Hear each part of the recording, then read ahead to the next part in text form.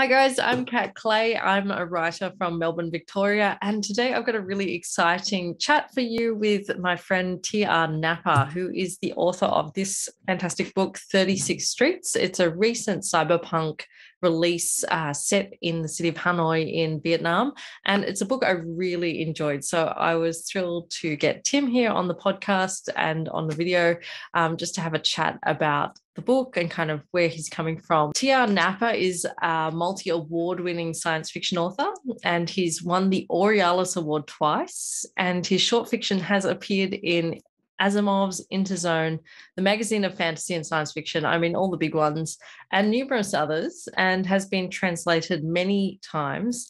And he also has probably the world's coolest doctorate, which is a creative writing doctorate for his thesis, Noir, Cyberpunk, and Asian Modernity. So I believe you describe yourself as a doctor of cyberpunk. I wanted to do pure cyberpunk doctorate, and I wanted to look at it in the traditions in different countries, but very quickly discovered that many countries don't have a cyberpunk tradition at all, really.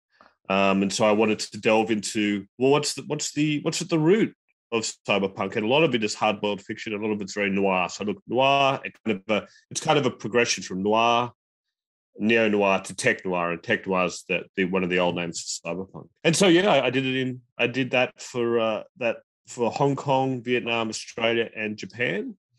And I got my creative writing doctorate, and you're holding the creative product of my doctorate in your hand.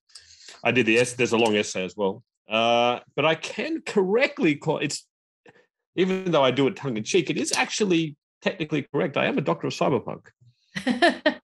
And I think too, like, it'd be great to chat to you a bit more as well about the noir stuff, because I find that fascinating as someone who loves noir. Yeah. And I think that's where maybe some of my noir love continues into science fiction, because I love stories that do it well, and it's hard to actually do it well. I think I've talked about this with you before, about that idea that, like, not all science fiction writers actually read crime, and to write that kind of cross-genre work, you need to read crime well as you read science fiction. And I think it's funny because Richard Morgan is the only other person I think has done it, I think, to the level of skill that you have here. And he's quoted on the front page of your book. So it's kind of, you're in fine company there.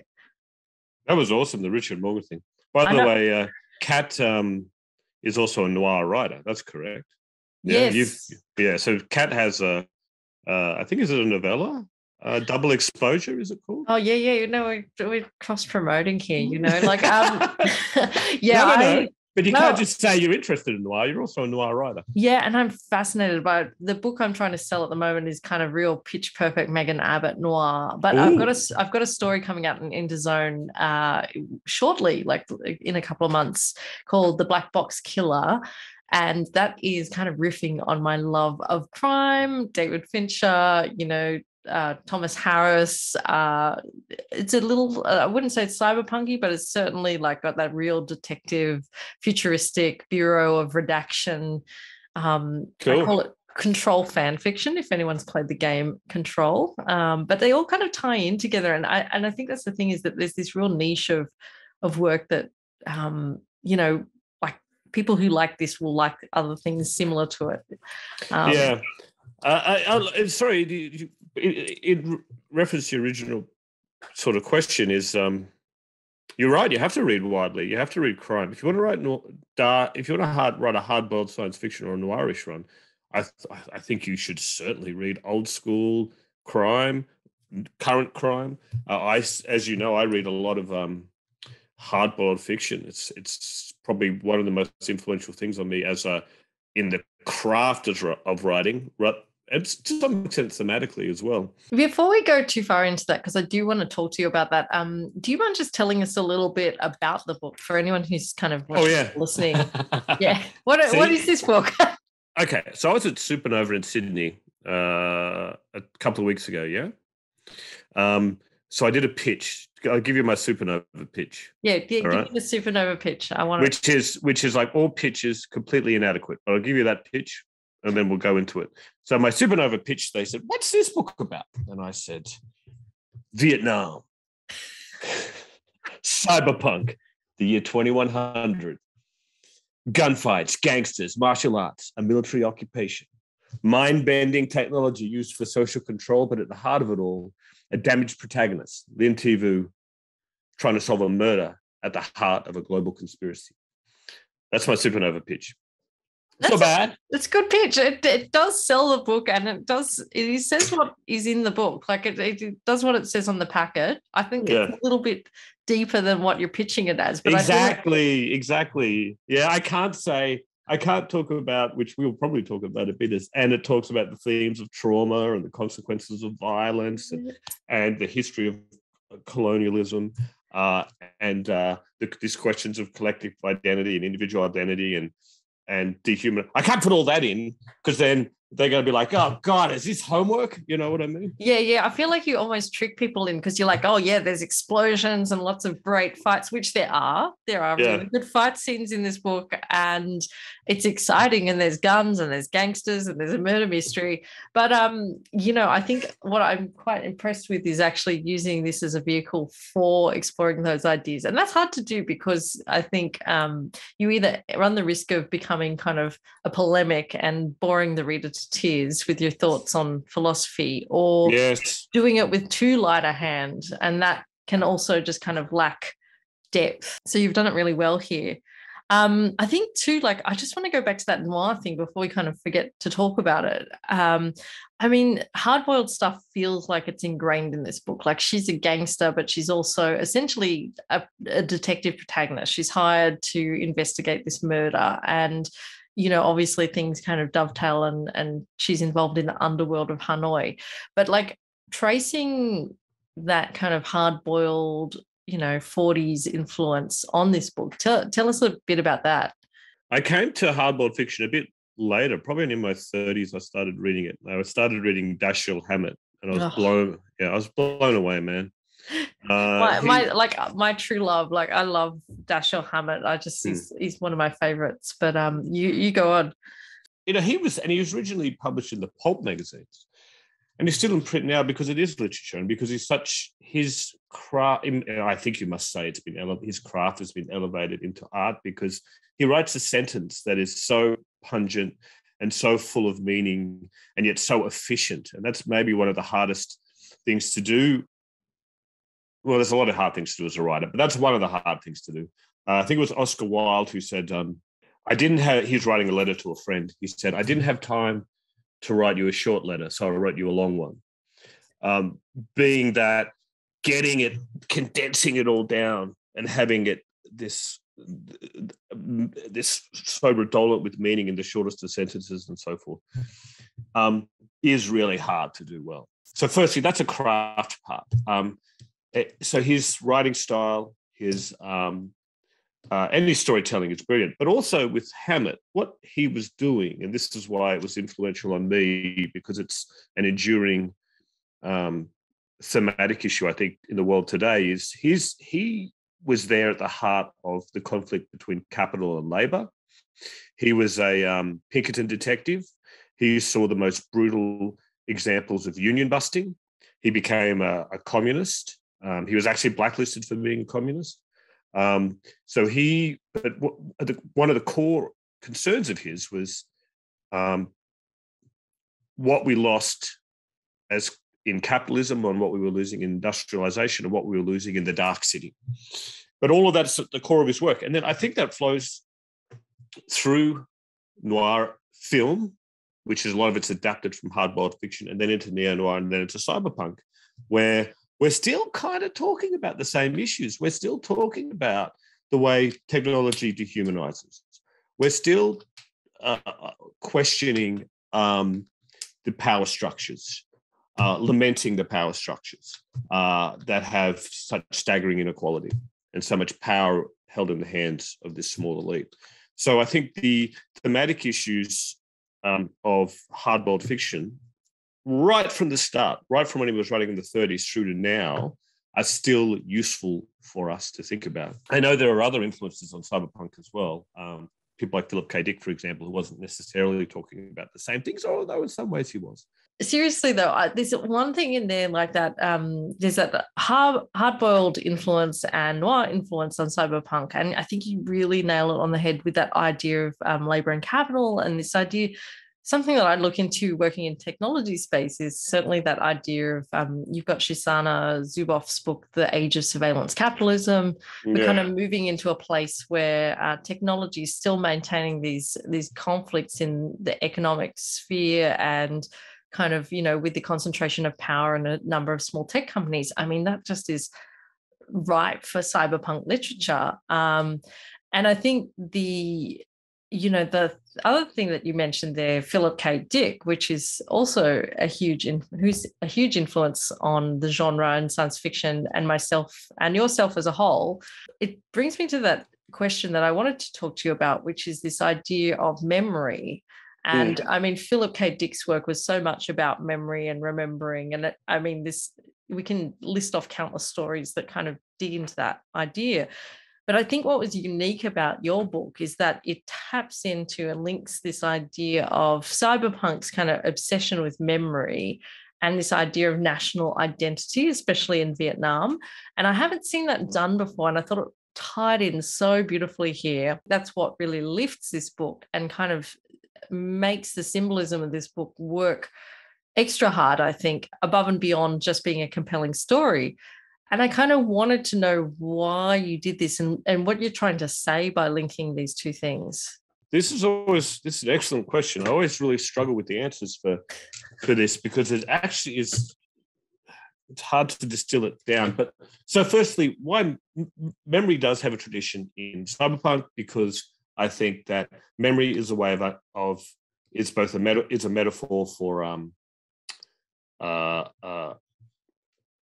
soul and for our humanity, because it's everything we are, all our loves, all our hates, everything we've ever known, everything we've ever done is stored in memory.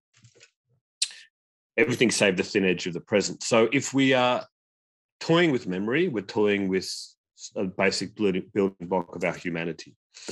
So, and that's why, memory is a really core issue in Blade Runner, the original and foundation, one of the foundation stones of cyberpunk. Memory is key to Ghost in the Shell, the 1995 anime film, where she struggles. She doesn't know if her memories are real, and she doesn't even own her own memories, Major Motoko, in that film.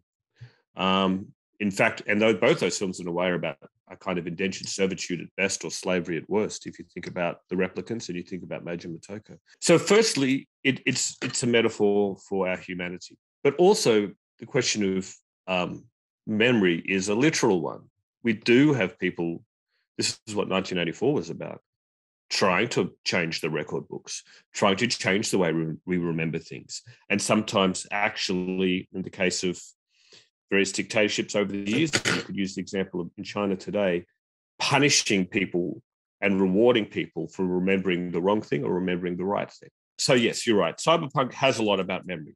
Why tie it to collective memory? One of the very few authors I've seen do it, and it's not a cyberpunk book, is Kazuo Ishiguro in The Buried Giant. So he's one of my favorite authors. He's does really focus on this question of memory, but his is less about dehumanization and more about unreliable narratives and unreliable histories and so forth. But in The Buried Giant, the question he poses is, The Buried Giant, by the way, of the title for the listeners, is The Buried Giant of Memory. And it imagines a land where everyone has collectively forgotten their past. And one of the things they've collectively forgotten, I've read this a few years ago, but I think I'm remembering correctly. One of the things that they've forgotten is atrocities committed on a nation. If you wake that buried giant of memory, it will start another war. So on the other hand, it would be a bloody and violent thing if memory will reawaken. But on the other hand, it's dehumanizing not to know our own history. So there's this moral conundrum at the center of it. In the case of my work, I'm dealing with Vietnam. Vietnam is a country with a bloody and brutal history of colonialism and war. It has to be remembered. but also it's traumatic for people to remember those things at the same time. And Vietnam is a country, I think, that has both suppressed memory over the years, but also in some ways it's desperate to remember certain things of the past, but also desperate to put it in a certain box at the same time. So it links to Vietnam. So in the novel, as you know, there's this reference to a book called The Sorrow of War, and there's a reference to the Vietnam War. So the Sorrow of War is a real novel, and it was written in the 80s. It's the first novel that really documented the trauma of the Vietnam War, which the Vietnamese call the American War on the Vietnamese people. Because you have two main sources of information about the Vietnam War until that point, America and Hollywood.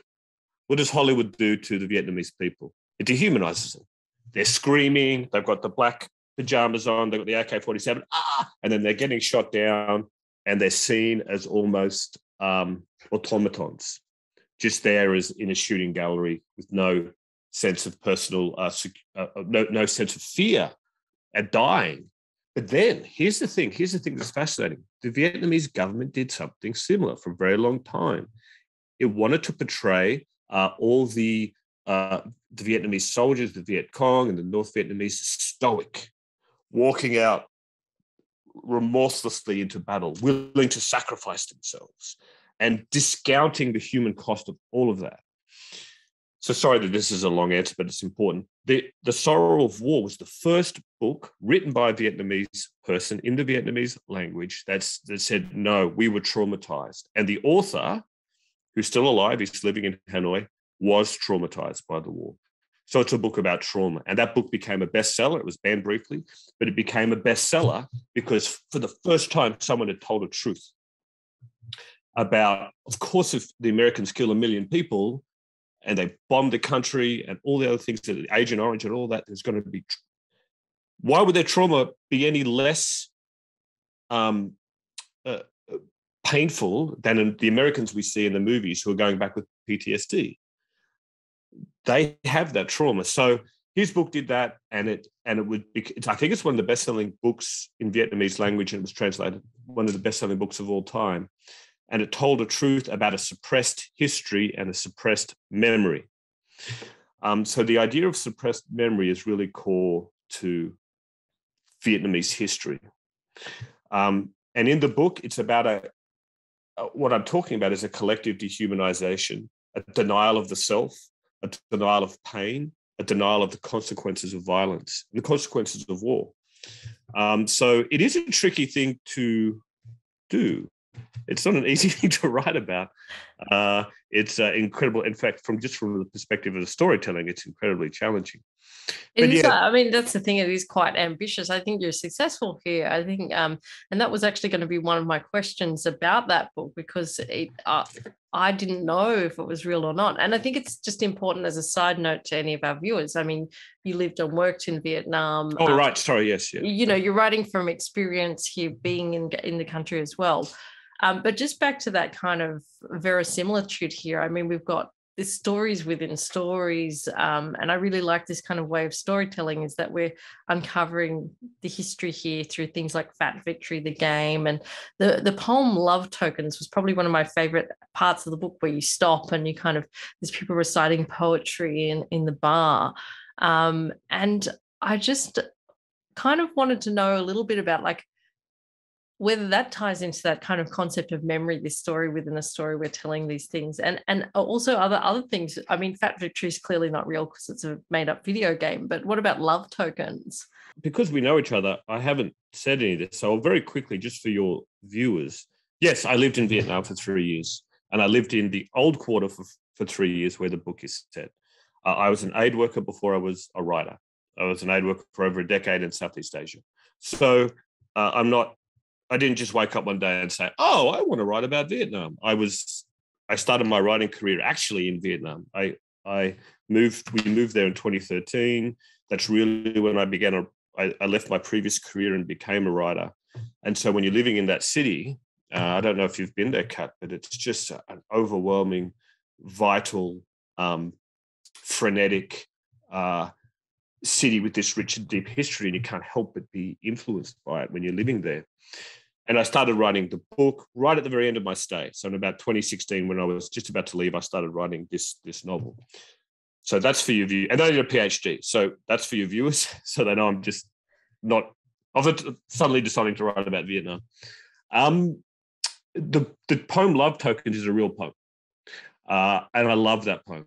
And I got permission from the poet to use it. So it was, again, originally in Vietnamese. And the poem, in fact, just recently I don't like readings, but I did a reading for the novel, and I chose the chapter that has that poem because I think it's powerful. Even in translation, I think it's a very powerful poem. I think it's talking about the horror of the Vietnam War, this poem.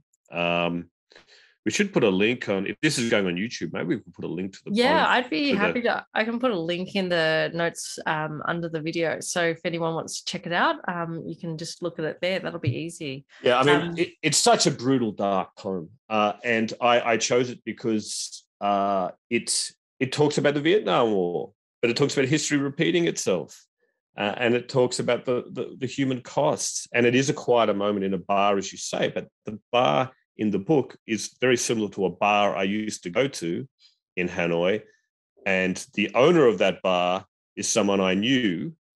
Again, it's a purely fictional character, but I was certainly influenced by the owner of the bar, who was also a poet. He didn't write this particular poem, but he would do poetry readings from time to time. So that's when I came up with the idea of that scene. But it was also because, that poem for me is it's fascinating.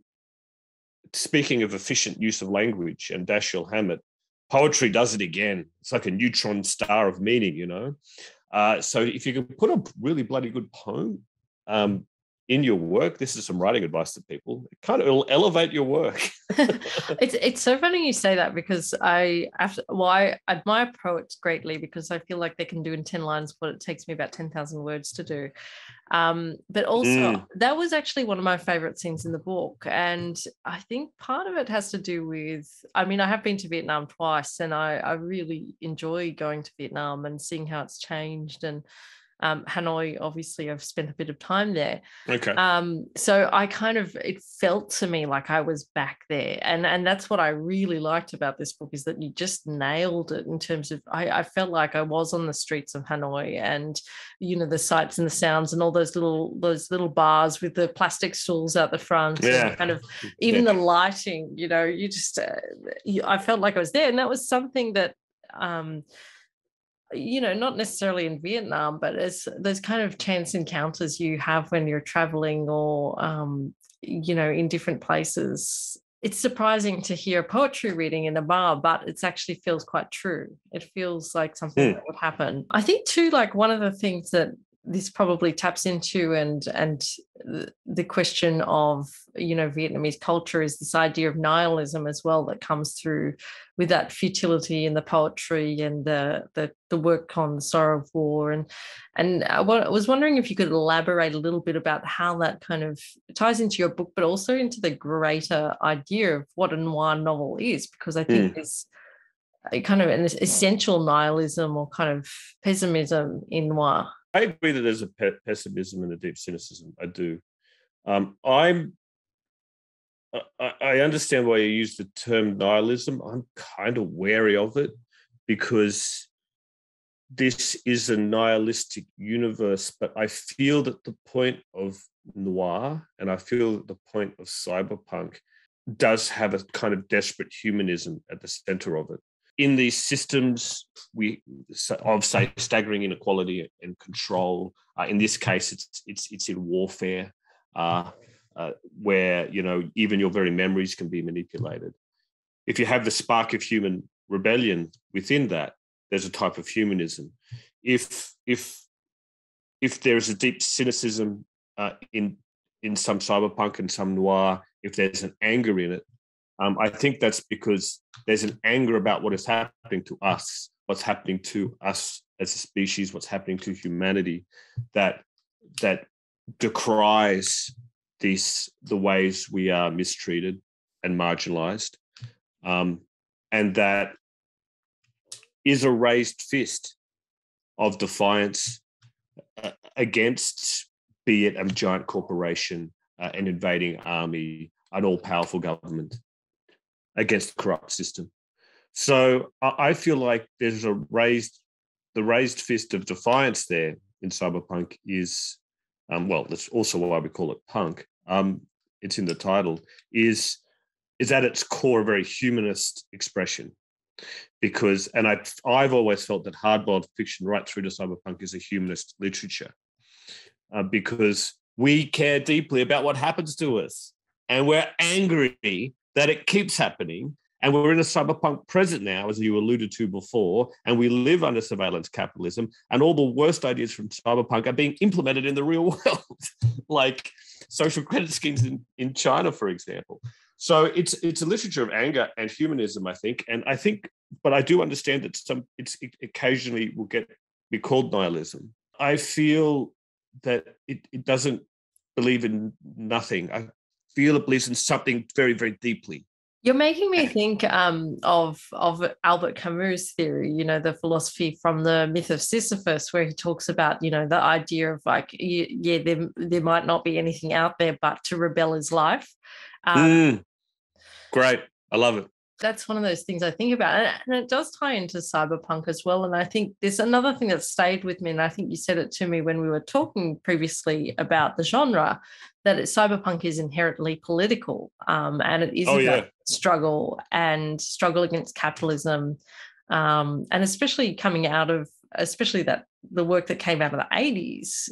We had obviously Blade Runner, then we had William Gibson's Neuromancer in short succession, and it's a product of that decade, but still doesn't cease to be relevant. No, it's become ever more relevant.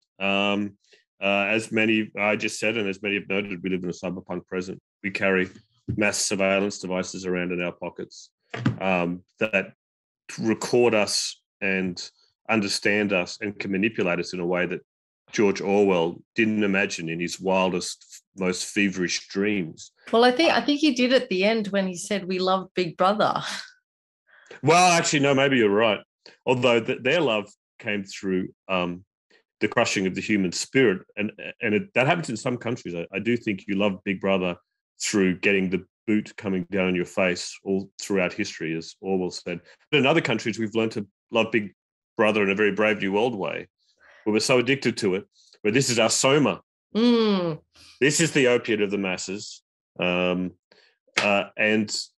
it's rewiring our brains as well. It's funny because working in digital, I struggle with this. I think about the ethical implications of digital communications all the time, and it's something that fascinates me as a writer as well, and certainly something I'm going to write more on in future, and something I think very deeply about. One thing I did want to go back to, and it's kind of that concept of memory, and it reminded me of how a lot of like cyberpunk and hardboiled is kind of incorrectly written in that nostalgia mode, and yours is not the case here. But I think people have a mistaken view that anything hardboiled or noirish has to be written with a certain level of nostalgia for the past. Hey, the dame walked into the bar.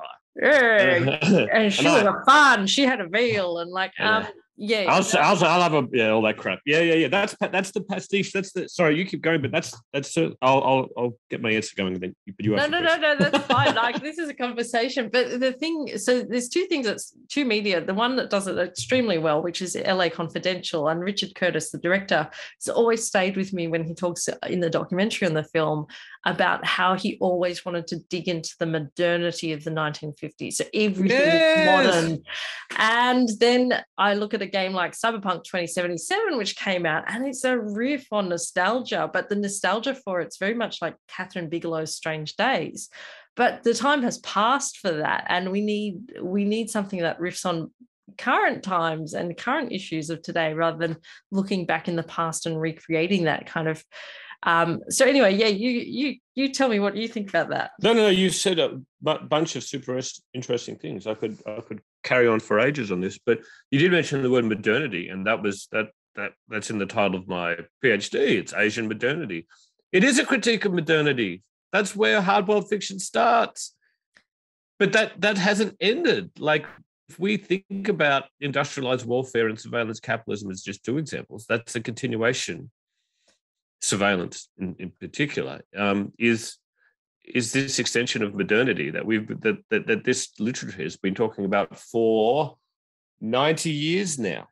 Yeah, that probably emerged from the interwar period because of those horrors of the First World War, the rise of fascism, and this questioning of human progress that came from that. We used at the time that in the 1920s, they used all the technologies of progress that were meant to liberate us and they were meant to elevate us as a species. They used it in the great horror that was the First World War. Yeah. So this is where you have, in that interwar period, you have existentialist literature and you have hardboiled literature of Dashiell Hammett, because we question the very nature, the very heart of modernity and our progress as a species. In terms of what you're saying about hardboiled fiction is written in a nostalgic way, or noir is written, it is. And that's for the people who don't understand it. It's just pastiche. They see some surface stuff, which is sexy. It's a sexy genre. So you have the cool bars and you have a cigarette. And we all want to do this. I wish I could still smoke. We got a whiskey and there's this femme fatale and all that is very sexy, and the streets are sexy, and it's a very aesthetic genre, which is why it transfers so well, even better, some would argue, not me, to video games and to the screen, because it's such a gorgeous genre. But people get caught up in the surface things and they fetishize it. And so they think it's an insubstantial genre, and they make it insubstantial because they think that. And so they do have it with the quippy one-liners, and everyone's sexy, and everyone is, going through the motions of whatever murder plot or whatever they want to put into the story, and it is utterly hollow.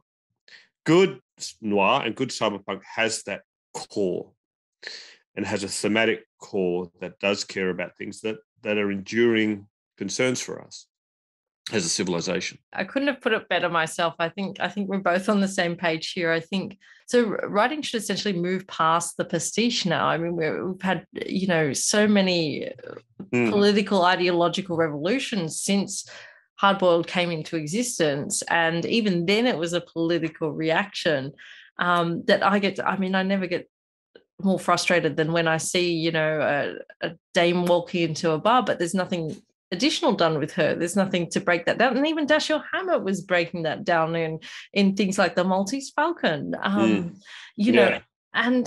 it frustrates me no end as a writer to go, well, what are you going to do with that? You can't rest on the archetypes anymore. What are you going to make of that? But what I really want to do is just bring it quickly back to the book and just be like, ask you a bit about your writing too, because I could sit here and talk for like 5 hours about noir's not noir anymore. I loved your short story collection, Neon Leviathan, and I love this book. So you could say I'm a fan. I'd love to know. Oh, cool. So understated. I kind of want to know what you're working on now, or any plans, or having a big break and going. Break. Who has a break, Kat? Clay. No one has a break. If they do, they're not committed. We can never have a day off. Let me think. So what am I working on now? Well, thank you for your kind words. It's funny. So this is my debut novel, and it's not a huge novel by any means, but it is through a traditional publisher. But it's interesting, the enormous amount of work that's not writing related. I'm enjoying this interview. It's great. I look forward to it. But when you add up interviews and signings and conventions, and it just a kind of, I love interacting with people who read my stuff on social media. I love it. But they say, people point at you you go to a writers' convention, you're looking for advice, they'll be saying, that's your job. You've got to have a social media platform, and et cetera, et cetera. So there's an enormous amount of non-writing work, even for a very relatively unknown debut author like me. I can only imagine what some of the people who are more successful. It's like for them. So you do a lot of non-writing work, but yes, I'm writing all the time. I'm reading all the time. I've got a novel which is set in the world of 36 Streets, and it's set 5 years after. It's not a sequel, but some characters do cross over, including Lynn, although she's not the major character in that book. It's been sitting on my... Oh, it's sitting here. It's been sitting on my desk for... I did a big final edit about 6 months ago. It's been sitting on my desk, and I still have to do one more edit, but it's a really small one. I just give it to my agent. I've got a novella on submission. I mentioned this to you, but for your viewers, I pitched this novella as Johnny Mnemonic meets Mad Max. And I really like it. It's good. Again, I've made it sound superficial in a way, like I did with my Supernova pitch. It is that, but it's also a lot of the deeper philosophical things as well. But it's also a lot of car chases. So that's going around, and I've got a third cyberpunk novel set in this same world. So I'm going to have 3, all standalone, but all taking place in Vietnam and kind of within a 10-year time frame. And so they're all ready to go. But the thing I'm actually working on, after talking for Cyberpunk for 40 minutes, is a fantasy novel, which I never intended to, because I only wrote science fiction forever, well, for 9 years. So because we've been kept here in Australia, I think part of that led me to start writing a fantasy novel, and I'm loving it. The words are coming easy, and it's I'm enjoying the, I am, of course, always it's going to be noirish in one way or another, of course. But no, I'm loving writing in a different genre for a change. Yes. So Tim or T.R. Napa, 36 Streets is the book, and you can get it at your local bookseller or online. It's published by Titan Books, and I do highly recommend it. It's one of my favourite science fiction books that's been published this year. And definitely check out Tim's other work as well, Neon Leviathan. So thank you so much, Tim. Any last words before I stop recording? No, just to thank you for this opportunity. It's great. Kat Clay's a real cyberpunk, not just an expert, but she's also been trying to get us a conversation happening about it as well. And I really appreciate that. Thank you. No problems. All right. Thank you so much. And thanks for watching, guys. Thank you.